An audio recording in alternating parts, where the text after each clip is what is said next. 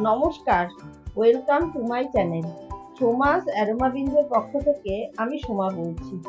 আমার আজকের রেসিপি একদম অন্য ধরনের একটা ডেজার্ট রেসিপি, আর সেটা হলো ছানার পায়েস।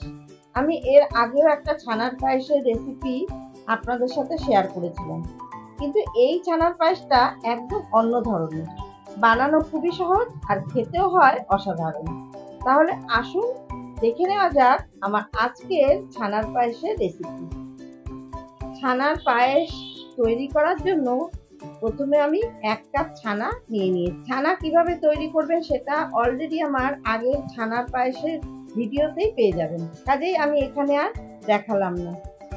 আর এখানে আমার 1 লিটার দুধের ছানা আমি তৈরি করে নিয়েছি। এবার ওই ছানার মধ্যে দিয়ে দিলাম 1 টিস্পুন ময়দা, 1 চিমটি বেকিং পাউডার, আর দিচ্ছি হাফ টিস্পুন ঘি।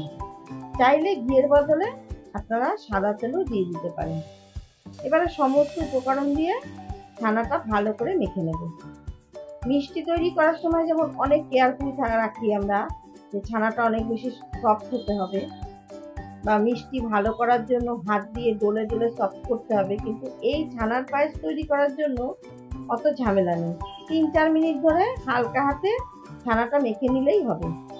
ছানার মধ্যে যে দানা দানা ভাবটা থাকে, ওই দানা দানা ভাবটা সরিয়ে জাস্ট একটা স্মুথ ভাব আনতে হবে। ছানা আমার মাখা হয়ে গেছে। এবারে এই ছানা থেকে একটু অংশ নিয়ে আমি ছানার পায়েসের যে চালগুলো, এগুলো আমি তৈরি করে নেব। আমি এবারে একটা গ্রেটার নিয়ে নিয়েছি। এবার গ্রেটারের সবচেয়ে যে ছোট ছিদ্রগুলো আছে, ওই ছিদ্রের উপরে ছানার মণ্ড নিয়ে এইভাবে হাত দিয়ে ডলে দিচ্ছি। এতে করে কি হবে, ওই ছিদ্র দিয়ে ছোট সরু সরু চাল বা ভাতের মতন প্লেটের উপরে পড়বে। বানানো খুবই সহজ। সবটা ছানা দিয়ে আমার ছানার চাল বা ভাত তৈরি হয়ে গেছে। দেখুন, দেখতে অনেকটা সীতাভোগ মিষ্টির মতন হয়।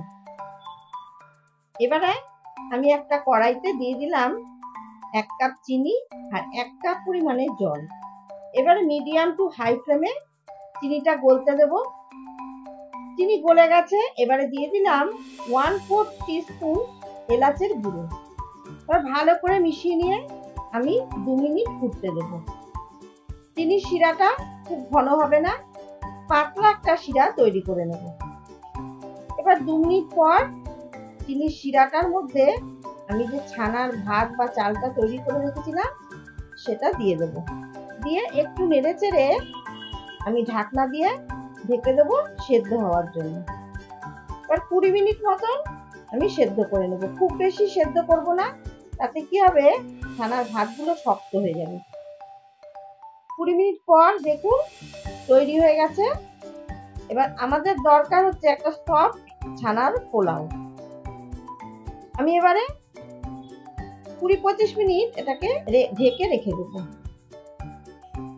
ততক্ষণে আমি ছানার পায়েস তৈরি করার জন্য দুধের মালাইটা আমি তৈরি করে নেব।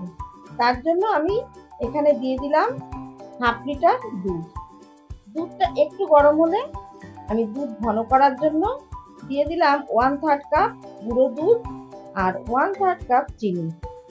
যেহেতু ছানার পোলাওটা আমি চিনি দিয়ে তৈরি করে নিয়েছি, তাই চিনির পরিমাণটা একটু কম দিলাম, কারণ দুধ ঘন হলে মিষ্টিটা অনেকটাই আবার বেড়ে যাবে।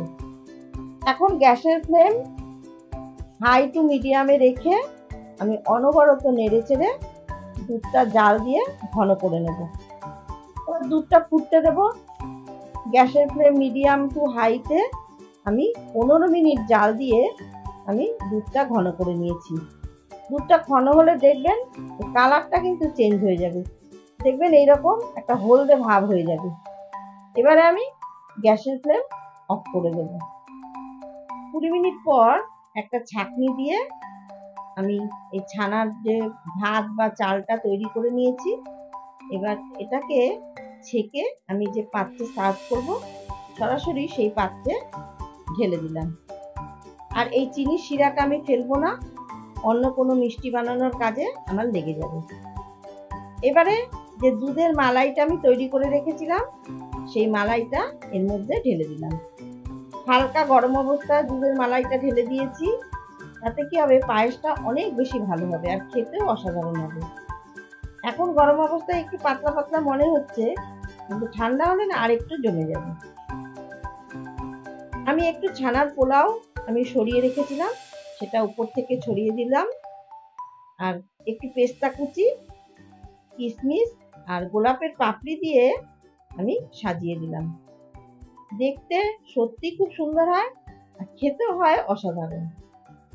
তৈরি হয়ে গেল একদম অন্য রকমের একটা ছানার পায়েস।